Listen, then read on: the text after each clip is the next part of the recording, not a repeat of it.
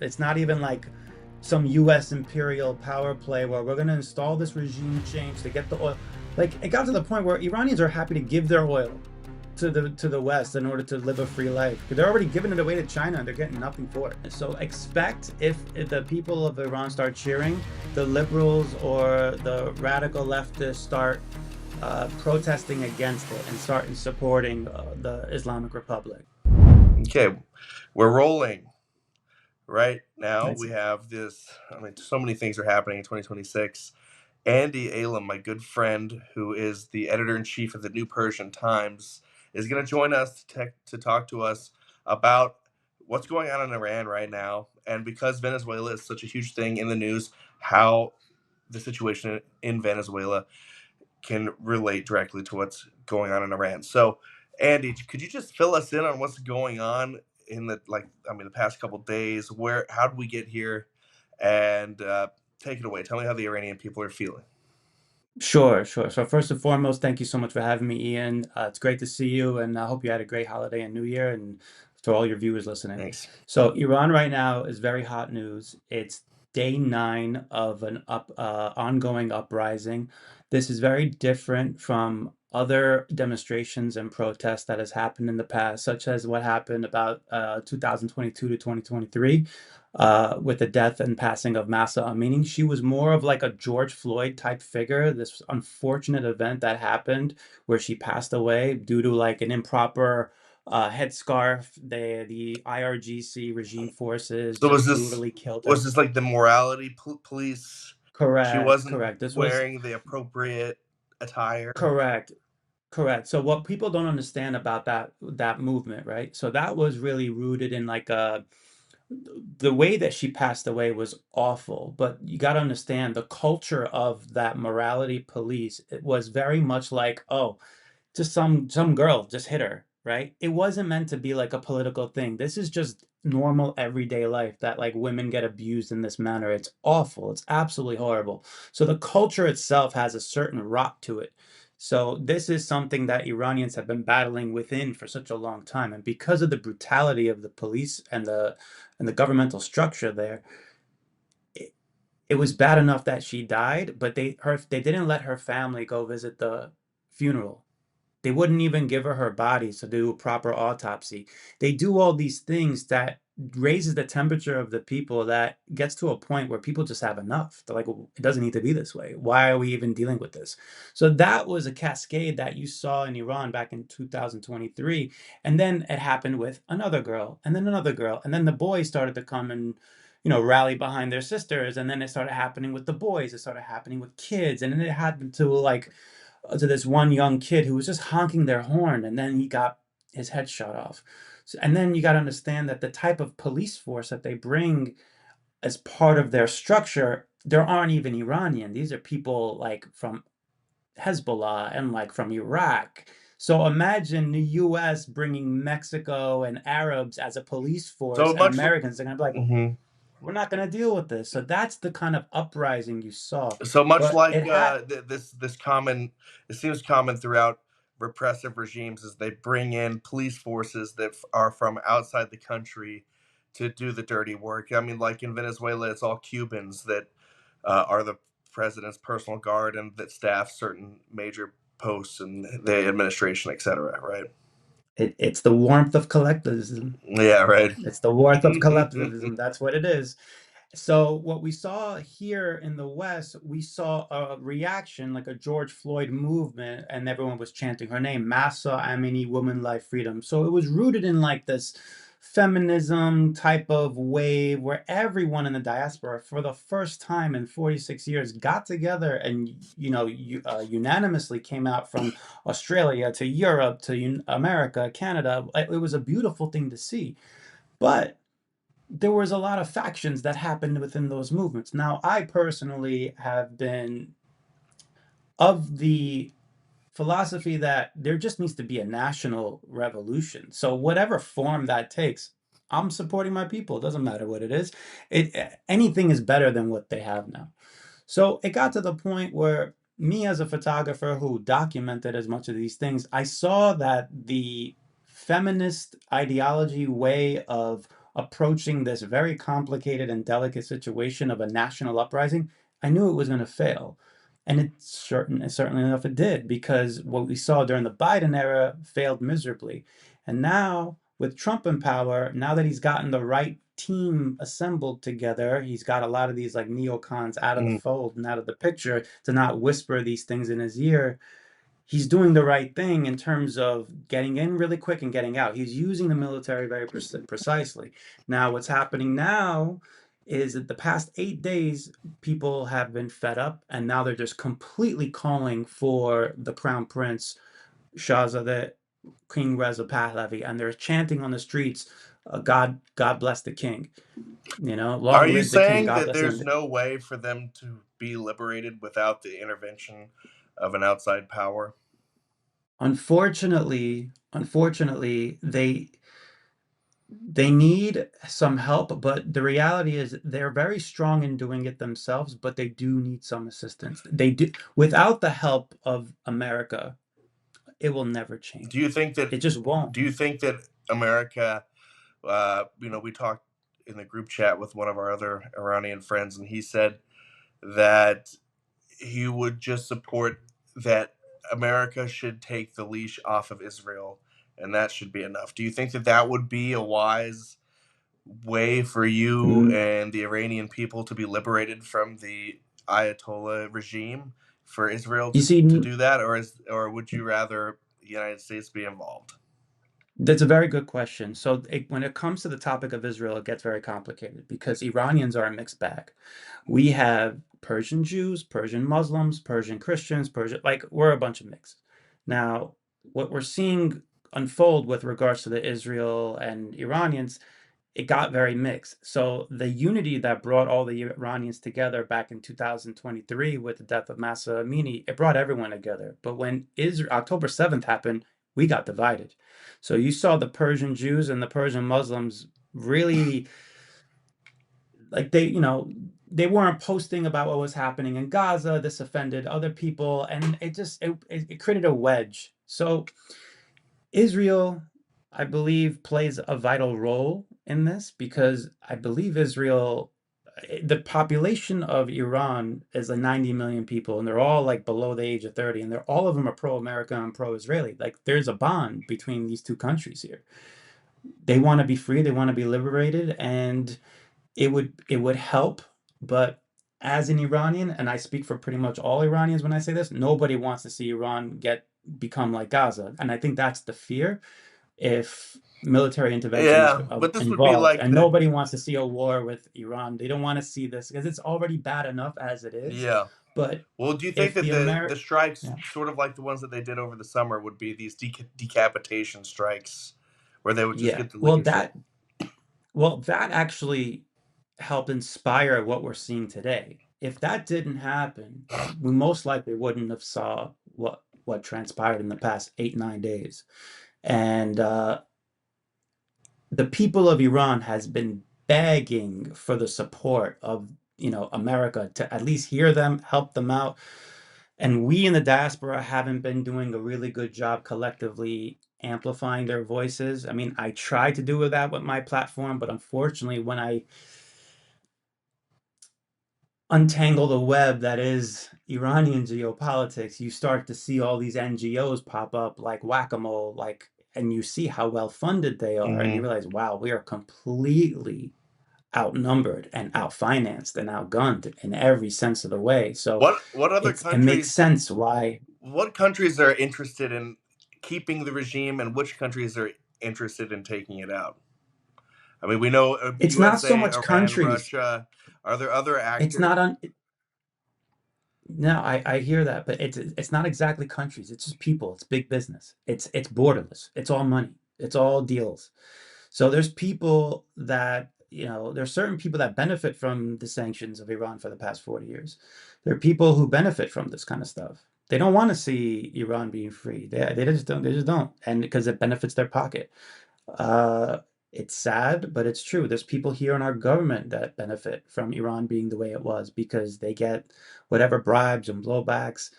so much of the funds that have been frozen, like a lot of like Iranians' funds have been frozen by the sanctions. So all if Iran becomes free, what's going to happen with all that money? It becomes very, very complicated, and no one really knows the answer to that. But one thing is for certain, the Islamic Republic has to go. Nobody wants to deal with these people, and there's even infighting within there, even with their own government.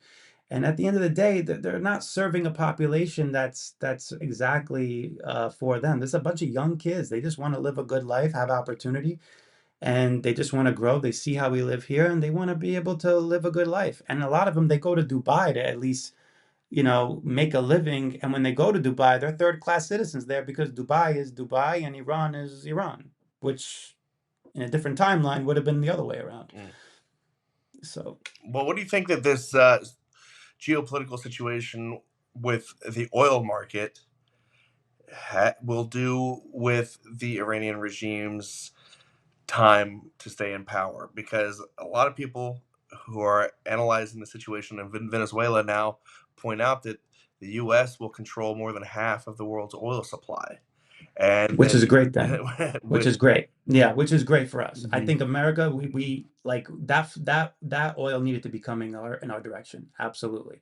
And I think uh, it would benefit both the Venezuelan people as well as the Iranian people if that did happen. And I'll explain why. It's because, like Trump said, they'll be the people will be the beneficiary of that.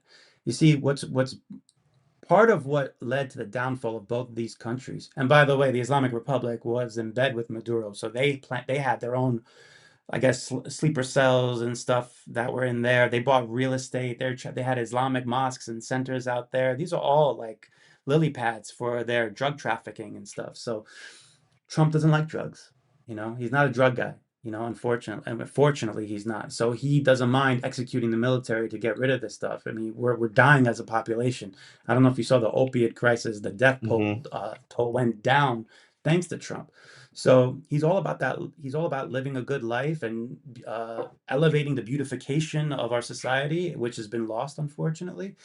And I think he remembers a time when the Venezuela was a good country as well as Iran's, and I think he's trying to bring the world back and elevate it in a nice way in all aesthetics.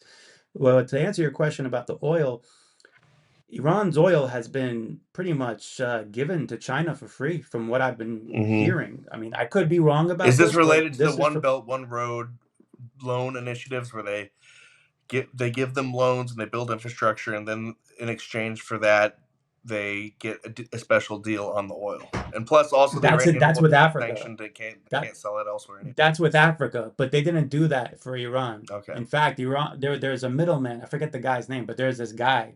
Apparently, he was captured and then released. He's like my age. The guy made billions of dollars being the middleman between Iran and China. And basically, Islamic Republic mismanaged the country so bad that they gave away the oil for free and they got nothing in return. I guess it was some sort of exchange, or because Iran doesn't bet, like, Iran and China, they're right there. So there is this opportunity to get a closer relations that screwed over their people even more with America not having Trump in power.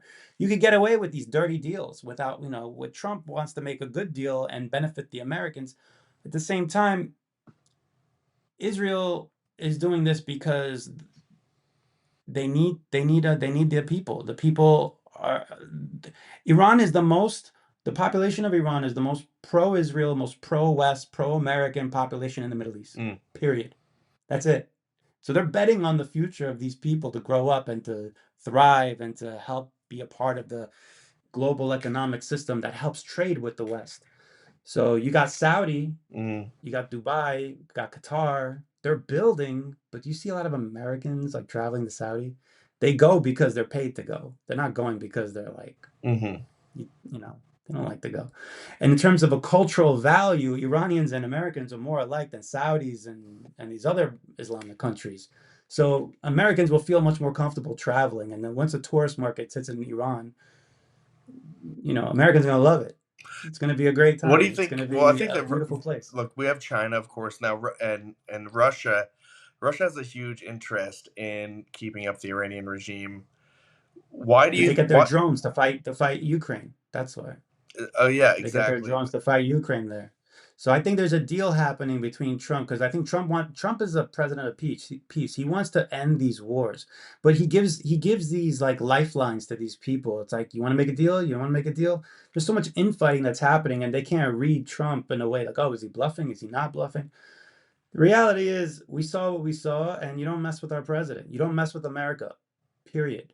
And these, unfortunately, the way that the mind games of these Iranians, you can't tell which move they're going. And the Democrats, like, they fall for this kind of stuff.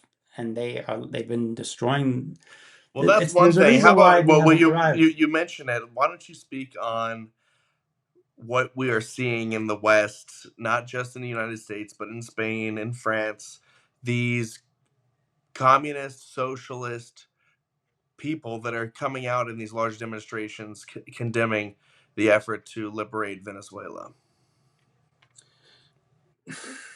So back in the 1970s, when Islamic Republic came into power, they would go to Germany to do assassinations. They have set up like mosques as part of like, global influence. You gotta understand, like the role of Islam plays is it's a politically and militant, at least it turned into that. It probably wasn't like that. Mm. But you got these like you know, they're trying to influence and dominate the ideology. And it's so a lot they've taken over Europe.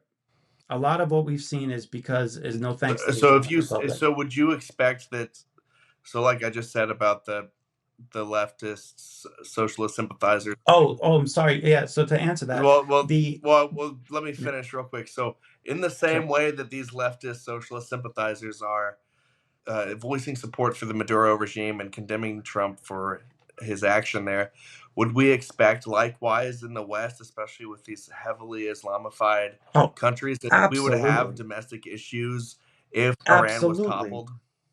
Absolutely. I don't be surprised when the people of Iran start celebrating if Trump does something to liberate the country and if they install, I want to say install because that sounds really bad. The people are actually calling for it. It's not even like some US imperial power play where we're going to install this regime change to get the oil. Like it got to the point where Iranians are happy to give their oil to the West in order to live a free life because they're already giving it away to China and they're getting nothing for it. So expect if the people of Iran start cheering, the liberals or the radical leftists start protesting against it and start supporting the Islamic Republic. Yeah, expect that.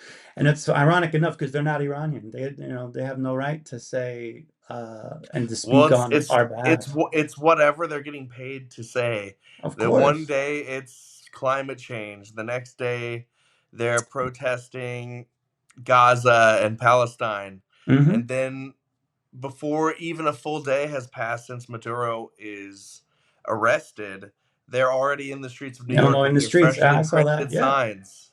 These are all coordinated. There's an amazing content creator, I think Nate Friedman. He goes out onto the city and he exposes all these paid protesters. It's sad because that's what the communist agenda does, at least the globalist agenda. They use our own laws against us. So even though we have our laws in place, it's not organic. They're using it against us. They're weaponizing our justice system in order for them to further their agenda. Now you could argue it's we do it the same on the same side too. You know what? Listen, this is why the scales of justice needs to be balanced. But there's two types of courts. You have the actual courts, and you have the court of public opinion. And unfortunately, with algorithms and bots, and if you're well funded, you could have a very large megaphone and influence a whole population Well, without anyone knowing it. what I mean when you say well funded, the American universities get free money from the Oh government, yeah, and absolutely, that's Qatar. where WIMP students are indoctrinated to believe this bull crap. Absolutely, and it's If it and was it's up to me, we sad. would cut off all funding to all education and also take over the administrations of some of these schools and admissions offices so that we're not ending up with these radical, uh, commie degree mills. Yeah, absolutely, Ian. And it's also not just that, it's also culturally too. It's a web of different things that influences people. Unfortunately, our culture, the cultural rot is so deep that in order to ascend to higher purpose, you're vilified for it. You're not Indeed. celebrated. You should be, Yeah. it's just like Yeah, these yeah. the bad the If you're evil a angels are degenerate coming out. It's trans, time for the better and lighter angels to come out, and yeah. this is a spiritual war as well. So You're I'm hopeful. celebrated if you're some sort of degenerate freak. I want to just hear for the last couple days. I mean, we see a lot of stuff developing in Iran. What are you seeing like just in the last 24, 48 hours?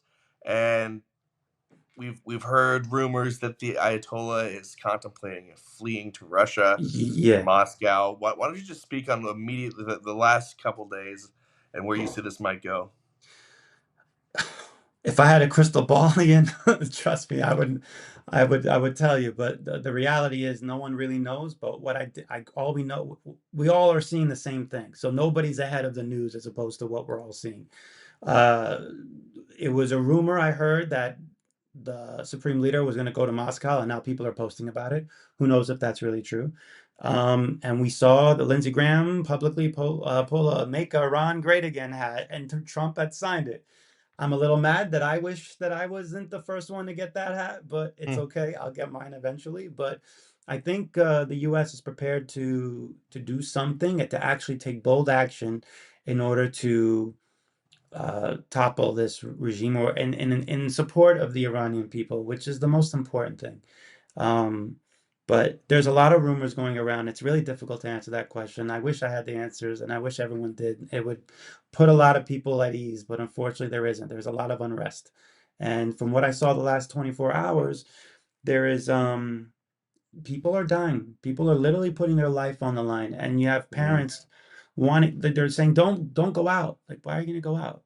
Just stay home. You're safe. And these kids they just had it. They had enough of it. They want to What are live you in a better doing? world. What are you doing personally? Tell us about your work. So I have documented a lot of the protests from 2022 and 2023, and I'm a photographer. So from what I've observed, the Crown Prince is the most viable opposition in terms of a transitional role. And he has articulated that very precisely. It's not a secret. He has a 10-point plan. He has a great team around him, full of intellectuals, well educated, well studied, well versed. I've been in those conferences, I've documented those conferences. It's not a secret. These are really competent people, and they're doing their best to execute it. Unfortunately, there's a lot of noise that's happening right now that's trying to distract everyone else's opinion.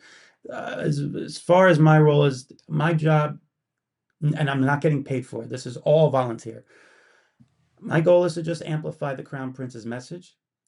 I have been attempting to try to get the Crown Prince and President Trump to meet. It would be great if they did. I would like to believe that there is some back channel conversations happening. I cannot verify that. I do not know, but my Well, goal and hope. tell us about the crown prince's claim and how like is he giving daily announcements? Where does he communicate? What He is can. his what's he doing to try to get himself out there? So he has a team. He has a team. And he's been posting tweets. There is a really great organization called NUFTI, National Union for Democracy for Iran. They're amplifying his message as well, and he's posting daily. He's hearing the cries of the people. He's not posting anything graphic. I mean, that's not exactly appropriate for him to do, but he is inspiring hope for people to rally behind him. And from what I've seen from all the different uprisings from 2009, from during the Obama era Green Movement, to the 2017, and then there was another one in 2020 2023 with Massa, that it has to be him. There is no other viable opposition group. There's no better claim to this position than him. He has the name ID, he has an amazing history. And if you look back to his older tapes, he's saying the same thing. He's like a Nelson Mandela figure. A Hmm. king, and yeah, he's a king, and people get very bitter about that. But you got to get over yourself. A king is nothing without the kingdom, and it's time for the kingdom to be restored and to reestablish cordial relations with the West. And it could only be done in this small window of opportunity with President Trump. And what better way to do it with America's 250th anniversary? It would usher in such a great time. It's I'm very Well, hopeful and I'm very excited about it. I think that's a great place to leave it off. Thank you so much, Andy. And we're going to come back and we're going to talk more as this stuff develops.